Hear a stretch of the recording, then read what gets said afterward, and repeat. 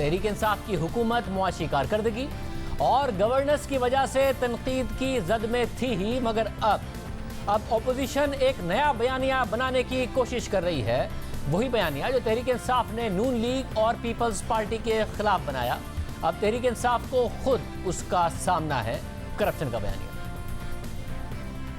की हुकूमत पाकिस्तान की तारीख में सबसे करप्ट तरीन हुकूमत रहा। You can't spell corruption without the words PTI. Transparency international, जब बाकी हुकूमतें थे आप लोग थकते नहीं थे हमें सुनाना ट्रांसपेरेंसी इंटरनेशनल, ट्रांसपेरेंसी इंटरनेशनल।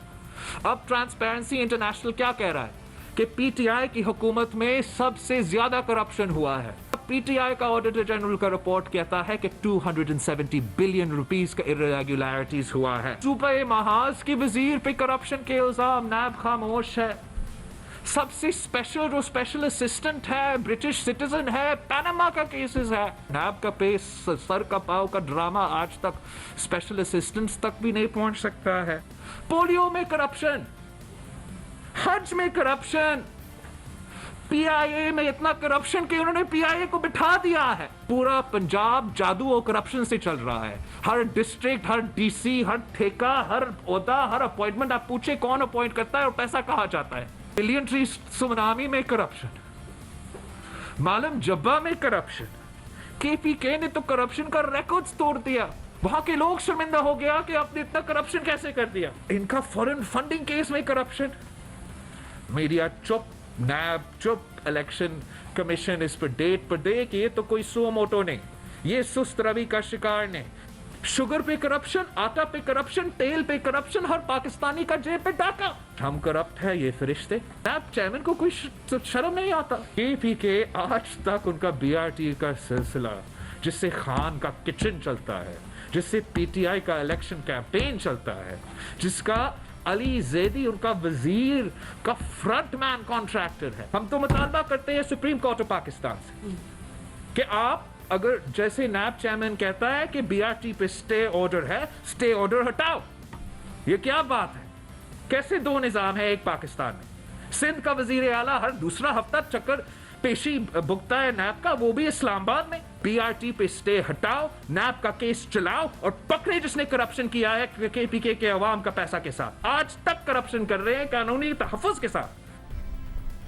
सिर्फ यही नहीं, बिलावल भुट्टो जरदारी ने सवाल उठाया कि अलीमा खान सिलाई मशीन से बैरून मुल्क जायदादें खरीदती हैं, जहांगीर तरीन पर आती है तो वो बैरून मुल्क कैसे चले जाते हैं। साथ ही उन्होंने तहरीक इंसाफ के अहम मंसूबों से मुताल्लिक करप्शन की बात की। सुप्रीम कोर्ट से मुतालबा किया कि वो बीआरटी के ऊपर से स्टे ऑर्डर हटाएं। अहम बात यह है कि खुद चेयरमैन नैब के मुताबिक बीआरटी केस में रेफरेंस तैयार है, मगर मामला सुप्रीम कोर्ट में है। एक बड़े अरसे से बीआरटी से मुताल्लिक तहकीकात में कोई पेशरफ्त नहीं हुई। जुलाई 2018 को पिशावर हाई कोर्ट ने नैब को बीआरटी मंसूबे की तहकीकात का हुक्म दिया था और फिर खैबर पख्तूनख्वा हुकूमत उस फैसले के खिलाफ सुप्रीम कोर्ट चली गई। स्टे ऑर्डर ले लिया गया और अब तक ये मामला सुप्रीम कोर्ट में है, जबकि नैब ने सुप्रीम कोर्ट के स्टे ऑर्डर को चैलेंज भी नहीं किया। इसलिए बार बार सवाल उठता है कि कोई और अगर स्टे ऑर्डर ले तो तहरीक इंसाफ सवाल करती है, वज़ीर आज़म सवाल करते हैं कि तहकीकात के खिलाफ कौन स्टे ऑर्डर लेता है, मगर पिशावर बीआरटी के खिलाफ तहकीकात हो इस पर क्यों तहरीक इंसाफ की खैबर पख्तूनख्वा हुकूमत ने स्टे ऑर्डर लिया हुआ है। वकला सवाल उठा रहे हैं कि कोई और स्टे ऑर्डर ले तो फौरी तौर पर या किसी की जमानत का मामला हो तो नैब फौरी तौर पर कोर्ट जाता है, स्टे ऑर्डर वेकेट कराने की कोशिश करता है, जमानत मंसूख कराने की कोशिश करता है। इस केस में नैब ने वो क्यों नहीं किया? ये सवालात हमारे इस प्लेटफॉर्म से मुख्तलिफ वकला उठा चुके हैं। इसी तरह दिसंबर 2019 को पिशावर हाई कोर्ट ने FIA को बीआरटी पिशावर की तहकीकात का हुक्म दिया था, जिसके खिलाफ एक बार फिर खैबर पख्तूनख्वा हुकूमत सुप्रीम कोर्ट चली गई और अब तक तहकीकात में कोई पेशरफ्त नहीं हो सकी। बिलावल भुट्टो ने अपनी प्रेस कॉन्फ्रेंस में मालम जब्बा केस का भी हवाला दिया, जबकि मालम जब्बा केस के हवाले से भी चेयरमैन नैब ने दावा किया था कि इस केस में भी रेफरेंस तैयार है, मगर मामला अदालत में है। बाद में जब हमने मार्च में तर्जुमान नैब से इस हवाले से पूछा तो उन्होंने कहा था कि मालम जब्बा का केस अभी ज़ेर तफ्तीश है, उसे नैब की एग्जीक्यूटिव बोर्ड की मीटिंग में पेश कर दिया जाएगा और एग्जीक्यूटिव बोर्ड का जो भी फैसला होगा उससे सबको आगाह कर दिया जाएगा। गुज़िश्ता साल दिसंबर में चेयरमैन नैब ने कहा था कि रेफरेंस तैयार है। उसके बाद नैब के एग्जीक्यूटिव बोर्ड की 6 मीटिंग्स हो चुकी हैं, 6 मीटिंग, मगर अब तक मालम जब्बा केस के हवाले से कोई पेशरफ्त सामने नहीं आ सकी है। आज हमने नैब तर्जुमान से पूछा कि चेयरमैन नैब ने कहा था कि रेफरेंस तैयार है, तो अब मालम जब्बा केस कहाँ खड़ा है, तो उन्होंने कोई जवाब नहीं दिया। दूसरी तरफ आज बिलावल भुट्टो जरदारी ने एक और केस से मुताल्लिक बात की और वो केस के इलेक्ट्रिक के मालिक अबराज ग्रुप के हवाले से है, जिस पर उन्होंने मुख्तलिफ इल्ज़ाम लगाए। पीटीआई का अपना, FIA का अपना रिपोर्ट कि इमरान खान का ATM, अबराज ग्रुप और के इलेक्ट्रिक का जो करप्शन है, ये रिपोर्ट दबाया गया है। इस पे कोई एक्शन नहीं लिया गया है। आज तक रियासत पाकिस्तान ATM, इमरान खान, अबराज ग्रुप को फैसिलिटेट कर रहा है, जिन पे इल्जाम है, संगीन इल्जाम है कि बिल गेट्स जैसे फाउंडेशन से वो चोरी कर रहे हैं। इनके इतने अरबों रुपया का प्रॉफिट्स है, अरबों रुपया का प्रॉफिट्स है, और आपका गैस चोरी कर रहे हैं, इस रिपोर्ट में है। आज तक 1 रुपया नहीं दिया है, अरबों रुपए का गैस खा चुके हैं, उनका कोई एग्रीमेंट ही नहीं है गैस लेने का। इस पे कोई मीडिया बात करने को तैयार नहीं, इसलिए अबराज तो इमरान का फ्रंटमैन है। बीवी के किताब में लिखा है कि ये फंड करता था, खुद मानता था कि मैं इमरान खान को फंड करता हूं। जब ब्रिटेन में, UK में पकड़ा गया, फोन कॉल किसको कर रहा था? इमरान को और आरिफ अलवी को।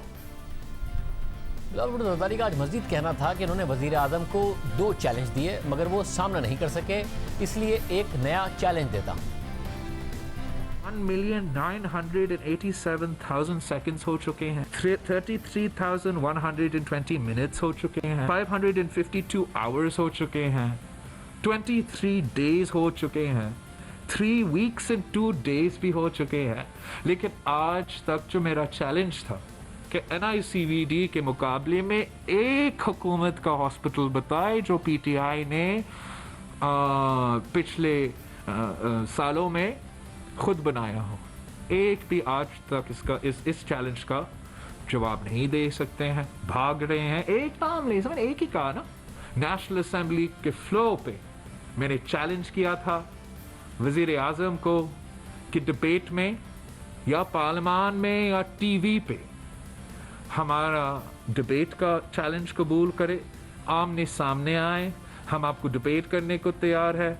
उससे भी डर गया, उससे भी हमारा वजीर आजम बुज़दिल फेस करने को तैयार नहीं। अगर वहाँ वो डरता है, शौक है TV का, तो TV पे करने को तैयार, मगर PTI की हुकूमत इस चैलेंज से भी भाग रहा है। मैं चैलेंज देता हूँ PTI की हुकूमत को, पंजाब हो या KP, आपका per capita testing rate Sindh का बराबर को लेकर आए। पिछला चैलेंज से भागा, पहले चैलेंज से भागा, आज का चैलेंज से तो नहीं भागे, और हमारा सिंध का पर कैपिटा टेस्टिंग जो पाकिस्तान के हर सूबा से आगे है, उसका जरा मुकाबला करके दिखाए। बिलावल भुट्टो जरदारी की प्रेस कॉन्फ्रेंस के बाद मुराद सईद सामने आए, उन्होंने प्रेस कॉन्फ्रेंस की और बिलावल भुट्टो जरदारी को जवाब दिया। उन्होंने बात की कोरोना के ऊपर। तुक ये है कि पहले दिन से ये कह रहे थे कि लॉकडाउन लॉकडाउन लॉकडाउन। ये सिंध हुकूमत थी और यही फर्जंद जरदारी था कि इन्होंने कहा कि कोई भूख से नहीं मरता, लेकिन आज ऑक्सफाम की रिपोर्ट आके ये कहती है कि भूख से ज्यादा लोग मरेंगे बनिस्बत कोरोना से जो अमवात होगी। स्मार्ट लॉकडाउन के कॉन्सेप्ट के ऊपर इन्होंने शोर मचाया। आज दुनिया कह रही है कि हमें स्मार्ट लॉकडाउन ही वाहिद हल है, तो ये मॉडल भी सक्सेसफुल रहा, दुनिया ने उसको अप्रिशिएट किया। फर्जंद जरदारी करप्शन की बात कर रहा था। ऑडिटर जनरल की जो पहले साल की रिपोर्ट थी, मौसूफ ने घुमा फिरा के बात करने की कोशिश तो की। 98% इरेगुलरिटीज में कमी आ चुकी है। 98% इनके आखिरी साल का अगर आप देखें तो उसमें कमी आ चुकी है। ये इमरान खान की हुकूमत है। तो मैं कौम के सामने एक दफा फिर चैलेंज करता हूं कि पार्लियामेंट में बहस करनी है, इशू आपकी मर्जी का होगा, किसी भी इशू टॉपिक आपकी मर्जी का होगा, पार्लियामेंट में आपको खुशामदीद कहते हैं। जब आप बात करें, गुजारिश इतनी सी है कि 9 तो 11 ना हो। अगर मीडिया के सामने बात करनी है तो मैंने आपको यह भी दावत दी थी कि अंपायर भी आपकी मर्जी का, किसी जगह पे डिबेट करनी हो तो डिबेट कर लेते हैं। इसके अलावा वज़ीर इत्तलात शिबली फराज ने भी रद्द-ए-अमल देते हुए कहा कि बिलावल भुट्टो ने अपनी प्रेस कॉन्फ्रेंस में गिरी हुई ज़बान इस्तेमाल की। वज़ीर आज़म इमरान खान और उनकी हमशीरा के बारे में बातें उनको ज़ेब नहीं देती। वज़ीर आज़म की बहन का सियासत से कोई ताल्लुक नहीं। उनका मज़ीद कहना था कि बिलावल भुट्टो के पास सियासी तौर पर कोई एजेंडा नहीं है, इसलिए वो ऐसी बातें कर रहे हैं। इमरान खान पर करप्शन का इल्ज़ाम लगाने से पहले बिलावल भुट्टो जरदारी को 10 बार सोचना चाहिए था। बिलावल भुट्टो इन बातों के बजाय अपने और ख़ानदान पर उठाए गए सवालात के जवाब दें। हमने तहरीक इंसाफ के बहुत से रहनुमाओं को और वज़रा को आज उन सवालों के हवाले से जो कि बिलावल भुट्टो जरदारी की तरफ से मुख्तलिफ हुकूमती मंसूबों पर उठाए गए हैं और नैब की तहकीकात उन पर क्यों नहीं हो रही हैं, उस हवाले से उठाए गए हैं, दावत दी, मगर कोई भी प्रोग्राम में नहीं आया इन बातों के जवाब देने के लिए।